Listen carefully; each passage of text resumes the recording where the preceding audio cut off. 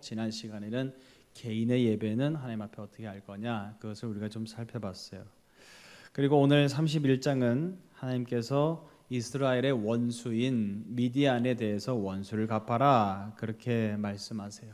그리고 모세에게는 하나님께서 네가 이 소임을 마지막으로 해서 다 하고 난 다음에 너는 네 조상에게로 돌아갈 것이다, 결국엔 죽을 것이다, 이것을 말씀하고 있죠.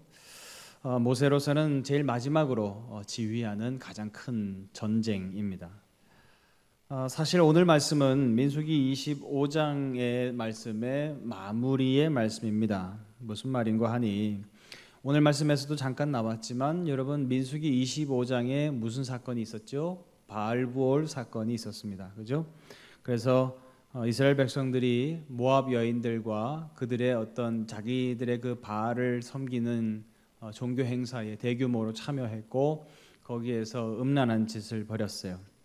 그래서 하나님께서 대노하셔서 이스라엘 백성들 가운데 저주를 내리시고 연병이 돌았죠. 그렇게 심각한 상황인데도 불구하고 더 기가 막혔었던 사건은 무엇입니까? 시므온 지파 출신 시므리라고 하는 지도자가 모압 여인 고스비라고 하는 여인을 아예 자기 천막 옆에 미니 바알 신전을 만들어 놓고 거기로 그 여인을 끌어들여 오던 그런 장면이 여러분 기억나실 겁니다. 지금 이스라엘 백성들은 하나님 앞에 심판을 받아서 지금 울고불고 난리가 난 상황인데 그것에 대해서 전혀 아랑곳하지 않고 나는 끝까지 음란한 짓을 벌이겠다라고 하는 어떤 그런 행태를 보였을 때 하나님이 정말 기가 막히죠. 그런데 그때에 바로 제사장 후보생이었었던 비느하스가 하나님의 열심을 가지고 그 남녀를 따라 들어가서 그들을 찔러 죽임으로 말미암아서 그 저주가, 그 연병이 그쳤었다라고 하는 것이 민수기 25장의 말씀입니다. 그러면 왜 그 얘기를 끝까지 다 이어가지 않고 하나님께서 중간에 다른 말씀을 계속해서 하셨는가? 이스라엘 백성들이 지금 미디안 광야까지 왔다, 모압이라고 하는 민족이 지척거리에 있는 거리까지 왔다라고 하는 것은 가나안 코앞에 온 것이에요. 여러분들 아시죠? 여호수아를 통하여서 이스라엘 백성들이 정복 전쟁을 벌일 때 요단강 동편 땅을 먼저 차지하고 요단강을 도하해서 요단강 서편 땅인 가나안 본 땅을 이제 차지하게 되어집니다. 그런데 요단강 동편 땅 바로 옆에가 뭐냐면 미디안 광야거든요. 그러니까 거기까지 이스라엘 백성들이 왔다는 것은 가나안 땅 관문까지 왔다라고 하는 거예요. 그런데 하나님께서 이제 이 미디안의 이 바알보올 사건에 가담한 것을 일단 비느하스가 하나님의 열심으로 그치긴 했는데 다시 한번 정신 차리고 보니까 뭐예요? 가나안 땅 지금 문 앞까지 온 거란 말이에요. 그러면 이제부터는 정복 전쟁이 시작될 텐데, 전쟁이라고 하는 것이 여러분 뭡니까? 인간의 스트레스가 가장 크게 달하는 거예요. 왜냐하면 늘 언제나 죽음의 위협을 안고 싸우는 것, 이게 전쟁이거든요. 그러다 보니까 굉장히 사람은 긴장하게 돼 있습니다. 그런데 전쟁이 끝나고 난 다음에 또 다른 목적이 그에게 주어지지 않으면 전쟁 끝나고 난 다음에 모든 긴장감이 다 풀려요. 그러면 자칫 잘못하다 보면 그들에게 무슨 일이 있을 수 있을까요? 이 바알보올에 가담했었던 사건처럼 남자들이 전쟁을 수행을 하기 때문에 전쟁 끝난 뒤에 모든 긴장감이 풀리고 나면 또 바알보올 같은 제2의 사건이 발생할 수도 있다는 거예요. 하나님은 마음이 급하신 것이죠. 그래서 가나안 지척까지 왔으니까 이제 너희들이 정복 전쟁을 벌이게 되고 가나안 땅에 들어가게 되었을 때에 너희가 또 해야 될 일이 있다. 그것이 뭐라고 말씀하는 거예요? 그것은 바로 땅 분배다라고 하는 거예요.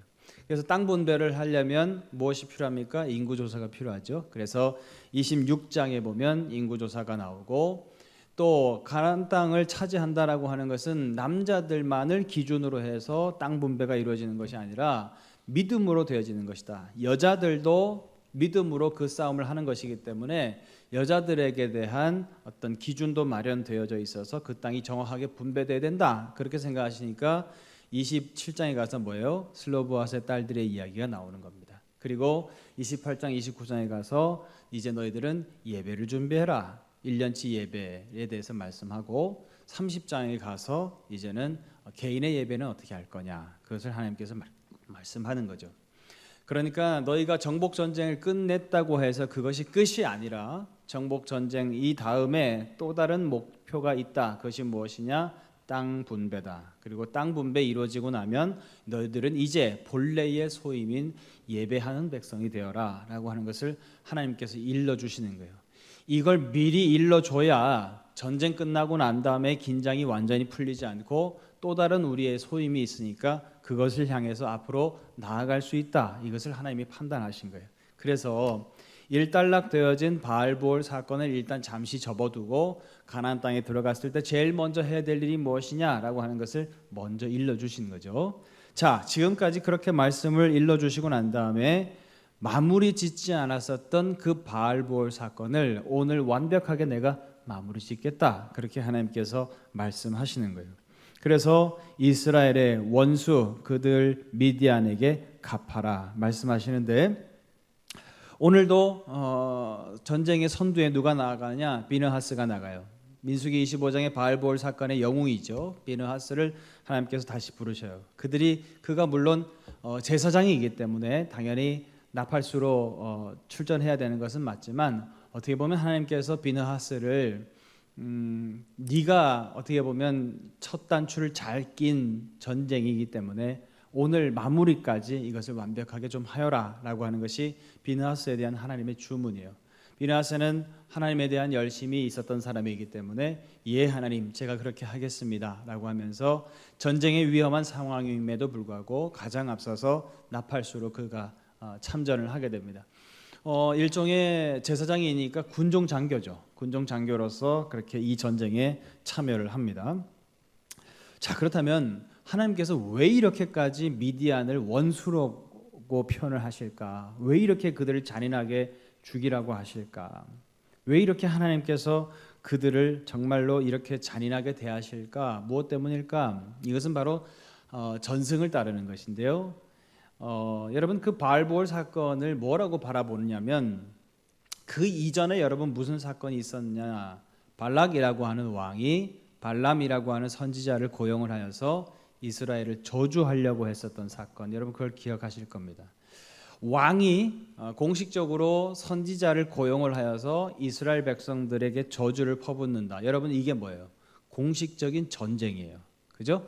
왕이 주도하여서 하는 전쟁이기 때문에 이게 공식적인 전쟁입니다. 그러면 공식적인 전쟁을 하려고 했는데 성공했어요? 실패했어요? 실패했어요. 그럼 이것은 깨끗하게 패배를 인정했어야 되는 거다. 하나님은 그렇게 보는 거예요. 그런데 문제는 뭐냐면 바알보올 사건은 뭐냐면 민간 차원의 공격이었다. 하나님은 그렇게 보는 거예요. 공식적인 전쟁이 패배했음에도 불구하고 민간 차원에서 이 음란한 짓을 벌이는 바알보올 사건을 그들이 부추김으로 인해서 이스라엘 백성들이 여기에 속수무책으로 당했습니다. 그리고 하나님께서는 그 일로 말미암아 이스라엘 백성들에게 큰 타격이 되었다. 하나님은 그렇게 판단하시는 것이죠.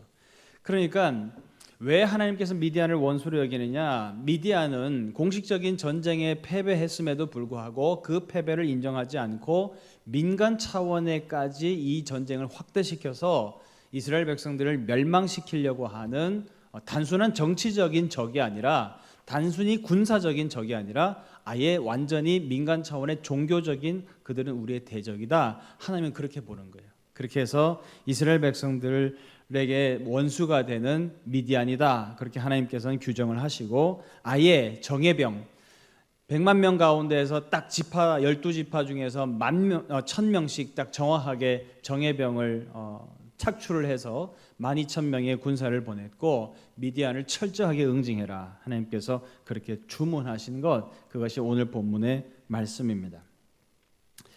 하나님께서는 오늘의 말씀을 통하여서 우리에게 무엇을 말씀하려고 하느냐? 우선은 이스라엘이 죄악된 그리고 음란한 정직하지 못한 미디안 그러한 세상 그들에 대해서 하나님의 군대로서 너희가 심판하는 업무를 다해라. 소임을 다해라. 그것을 말씀하고 싶어 하신다는 거예요. 하나님은 우리에게 무엇을 기대하고 계시냐? 너희가 세상을 심판하기를 원한다. 하나님께서는 그렇게 기대하고 계시다라고 하는 거예요.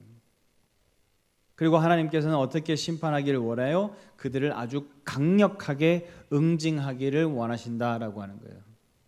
여러분, 오늘 말씀을 보면 이스라엘 백성들은 하나님의 그 뜻에 따라서 비교적 이것을 잘 수행을 했습니다. 그들을 거의 괴멸시켰고요. 그리고 그들을 실수는 조금 있었지만 거의 재기불능할 정도로 그들을 강력하게 응징했다라고 하는 것을 오늘 말씀이 보도하고 있어요. 하나님은 우리 교회가 그 일을 감당하기를 원하신다는 거예요. 너희가 누구냐? 너희는 세상을 심판할 자들이다. 너희가 세상을 심판할 자들이다. 여러분, 요한계시록에 보면 무슨 말씀이 나와요? 왕권 성도라고 하는 존재들이 나옵니다. 그들이 누굽니까? 순교자의 믿음을 가진 이들이에요. 그들은 왕 하나님 예수 그리스도, 그 왕이신 그분 옆에 보좌 주변에 앉는 사람들입니다. 그 사람들이 누구예요? 세상을 심판할 자들이라는 거예요. 하나님은 교회에 대해서 어떤 기대치를 갖고 계시냐? 너희가 오히려 세상을 심판하고 세상 가운데에서 높이 들려지기를 원하고, 그래서 다시는 너희들을 우러러보면서 저들에게 도전하지 말아야 되겠다라고 하는 위압감을 그들에게 주라라고 하는 것이에요. 이것이 바로 하나님이 이스라엘 백성들에게 기대하시는 마음이다라고 하는 거예요. 마태복음 5장 15절, 사람이 등불을 켜서 말 아래 두지 아니하고 등경 위에 두나니 이러므로 집안 모든 사람에게 비치느니라. 하나님은 너희들을 빛의 사자로 삼으시고 어떻게 해요? 높이 들리게 하신다는 거예요. 그래서 많은 사람들에게 비치게 하고 그 빛을 받은 많은 사람들은 그 빛을 우러러 보게 만들라라고 하는 거예요. 그 빛의 존재 자체가 나에게 위압감이 되도록 그렇게 살라고 하는 겁니다. 세상이 거짓되고 정직하지 못하고 음란하고 죄악을 저지른 세상이라고 했을 때 그 세상에 대해서 교회가 거룩하게 살고 하나님의 뜻에 철저하게 순종하는 삶을 보여줌으로 말미암아 그들을 무장해제시켜라. 너희들이 그렇게 살아가고 있는 이들로서 존재 자체가 그들에게 위압감이 되도록 그렇게 살아라. 하나님께서는 그런 기대치를 가지고 계시다라고 하는 것이죠. 죄악된 삶을 그치고 싶은 마음, 그들을 바라보면, 성도들을 바라보면, 교인들을 바라보면 나의 죄악된 삶이 비교가 되어지기 시작하고 이 죄악된 삶을 내가 살고 싶지 않다, 더 이상 그렇게 살면 안 되겠구나라고 하는 생각이 들 정도로 너는 강력하게 그들을 응징해라. 하나님께서 말씀하고 계신 것이죠. 어떻게 세상을 스트레스 지수가 높은 이 세상 속에서 무한 경쟁의 사회 속에서 살아가고 있는 스트레스 지수를 엄청나게 안고 살아가는 우리가 어떻게 정직하게만 사냐? 적당히 부정직하게 살아야지. 적당하게 음란도 저지르면서 살아야지. 어떻게 부부지간에 서로 남녀지간에 그들만 서로 바라보면 사냐? 적당히 탈출구도 있어야 되지. 음란한 삶을 살아야 되지 않냐? 라고 말하는 그 세상을 향해서 아니다. 하나님이 짝지어 주신 것을 나눌 수 없다. 우리는 거룩하게 살 것이다 라고 하는 삶을 보여줌으로 말미암아서 그들의 삶을 스스로 부끄럽게 여길 수 있도록 강력하게 세상을 향해서 그렇게 응징하여라. 그렇게 말씀하고 계시다라고 하는 거예요. 사랑하는 여러분, 교회가 바로 그 일들을 위해서 부름을 받았다라고 하는 거예요. 우리는 과연 그 정도까지 가고 있느냐? 제가 이번 한 주가 왜 더 우울했냐면 교회가 적어도 세상을 선도해 가야 되는데 세상보다 더 앞서 가야 될진데 세상보다 더 못한 모습을 보임으로 말미암아서 교회가 가지고 있는 이 기본적인 역할을, 하나님께서 기대하고 계신 이 역할을 못하고 있다라고 하는 것, 그리고 그것이 언론을 통하여서 대서특필되어지고 그것으로 말미암아 오히려 전의를 상실하게 만드는 그러한 일들이 벌어졌기 때문이 아닌가, 그런 생각이 되어집니다. 사랑하는 여러분, 하나님의 기대치는 바로 거기까지입니다. 그러면 이것이 무리이냐? 아니에요. 오늘 이스라엘 백성들을 보세요. 이것을 조금의 실수는 있었지만 하나님의 말씀대로 그야말로 거의 70% 80% 이상을 수행을 했습니다. 얼마든지 가능한 이야기예요. 가능하기 때문에 하나님께서 우리에게 그렇게 하라고 말씀하신 줄로 믿습니다. 나는 연약합니다. 나는 못해요. 그러나 하나님이 우리와 함께 하시면 얼마든지 하나님께서는 우리를 도우셔서 그러한 삶을 살 수 있도록 하신다. 할렐루야. 하나님은 그것을 우리에게 기대하신다라고 하는 것이죠. 그러면 어떻게, 어떤 방식으로 싸우고 응징할 거냐? 과거의 응징, 과거의 심판이라고 하면 폭력의 개념이 들어가 있었습니다. 무력의 개념이 들어가 있었어요. 그래서 이스라엘 백성들이 실제로 오늘 미디안을 응징을 할 때 폭력적인 방법이 동원되었음을 성경은 부정하지 않습니다. 그런데 여러분, 오늘은 어떻습니까? 오늘 만약에 우리가 폭력적인 방법을 쓰면 그것이 그들에게 응징이다라고 고스란히 받아들여질까요? 우리가 졌다라고 생각을 할까요? 그렇지 않습니다. 세상이 요즘에 그렇죠. 온갖 SNS를 통하여서 교회를 비난합니다. 기사가 나기 시작하면, 코로나 교회발 소식이 나기 시작하면 무수한 댓글들이 달립니다. 그러면서 거 봐라, 기독교가 결국에는 기독교가 아니다, 개독교다. 결국에는 봐라, 이런 것들이 있으니까 새 사회의 암적인 존재가 되는 거다라고 하는 악성 댓글들이 많이 달려요. 교회에 대한 비난이죠. 그러면 여러분, 그들이 우리에게 그렇게 SNS를 통해서 댓글들을 통해서 욕하면 우리도 똑같이 그들에게 욕해줘야 됩니까? 우리도 그들에게 똑같이 되갚아줘야 됩니까? 눈에는 눈, 이에는 이입니까? 그렇지 않아요.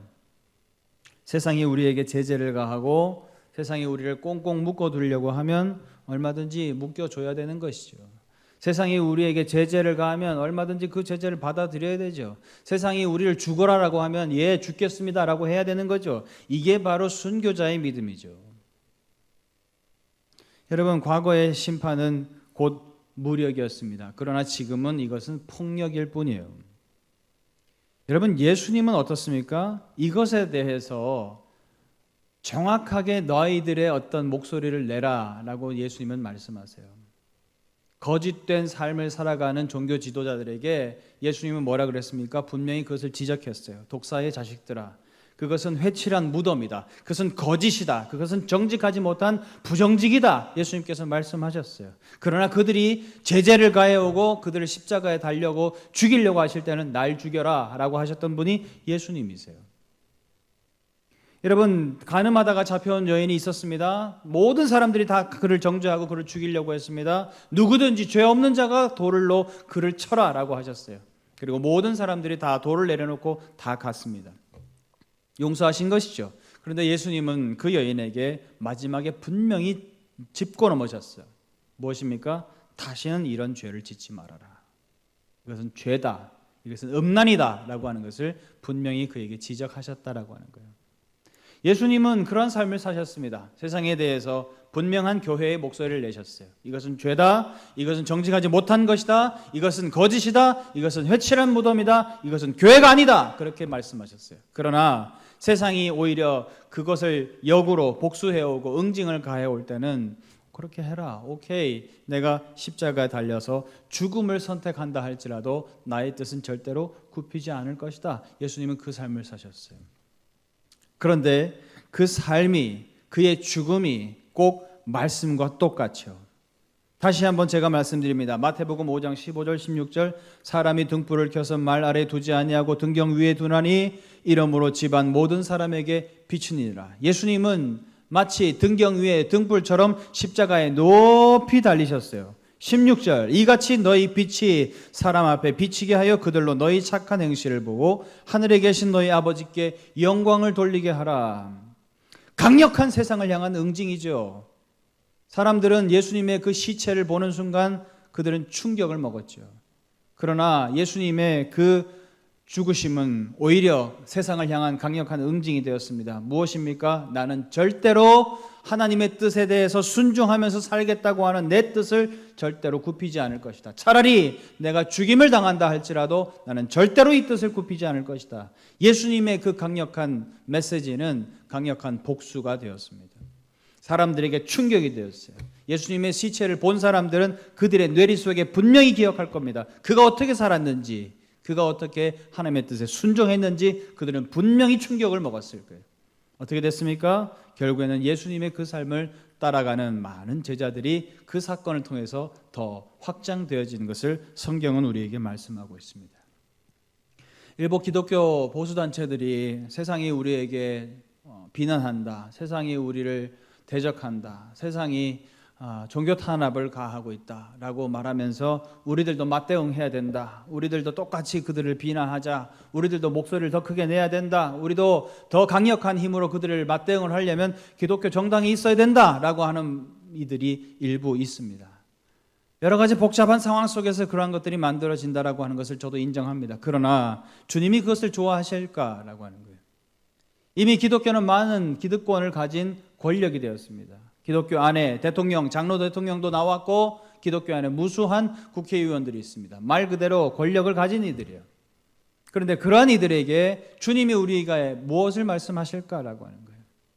세상이 제재를 가한다고 너희들도 똑같이 그렇게 맞대응을 해라. 그들이 폭력을 가하면 너희들도 똑같이 그들에게 돌팔매질해라. 그렇게 가르치셨을까? 아니다라고 하는 거예요. 그거보다 더 강력한 응징을 그들에게 가해라. 그것이 무엇입니까? 사랑의 응징. 할렐루야. 믿음의 응징이죠.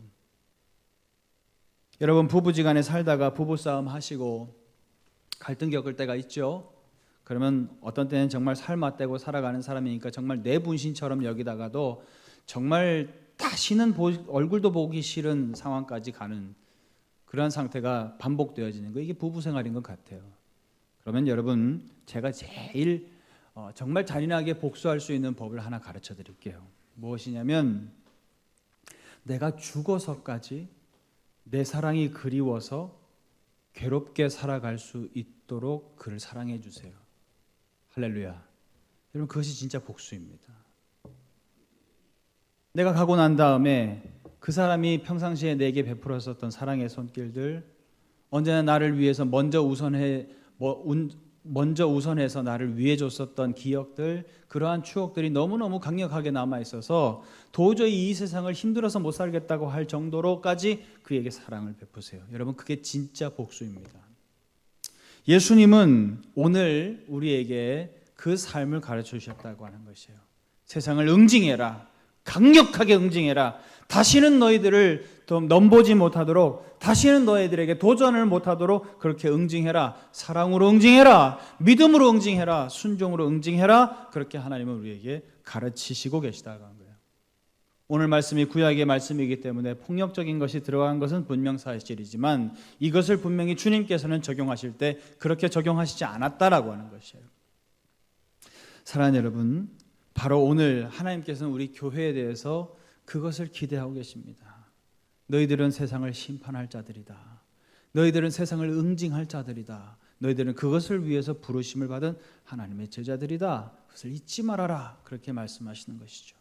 그러면서 방법은 거룩한 방법, 사랑의 방법, 믿음의 방법을 써라 라고 하나님께서는 우리에게 강력하게 말씀하고 계신 줄로 믿습니다. 사랑하는 여러분, 우리 대림제일교회 모든 성도님들은 세상을 올바로 응징해 줄 수 있는, 세상을 향하여서 복수해 줄 수 있는 사랑의 사도가 되어줄 수 있는 우리 모든 성도님들 되셔서 교회가 가진 본연의 이 소임을 잘 감당할 수 있는, 마치 모세에게 죽기 직전 마지막 소임을 다하라 라고 말씀하시는 것처럼 내 생명 다해서 하나님, 이것을 순종하며 나아가겠습니다. 나는 못하고 나는 연약하지만 하나님 도와주시면 얼마든지 주님, 제가 순종할 수 있습니다 라고 하는 믿음으로 결단하며 나아가실 수 있는 저와 여러분들이 다 될 수 있기를 주님의 이름으로 축원합니다. 기도하겠습니다. 하나님 아버지, 세상을 향하여 교회들이 앞서가게 하여 주옵소서. 여기서 돈을 많이 버는 자가 나오고, 여기서 가장 똑똑한 엘리트가 나오고, 여기서 가장 잘생긴 사람들, 선남 선녀가 나오는 그러한 앞서감이 아니라 사랑으로 앞서가게 도와주옵시고, 믿음으로 앞서가게 도와주옵시고, 희생과 십자가의 삶으로 앞서갈 수 있는 우리 대림제일교회 모든 성도님들 되어줄 수 있도록 하나님 도와주옵소서. 그래서 경쟁하고 남을 이기고 남을 짓밟고 올라서야 하는 것이 세상이다라고 말하는 그 세상을 향하여 내가 짓밟히고 내가 희생하고 내가 죽어지는 것이 가치 있는 인생이다라고 복수해주고 응징해줄 수 있는 우리 대림제일교회 성도님들 되어줄 수 있도록 하나님 인도하여 주옵소서. 예수님의 이름으로 기도하옵나이다. 아멘.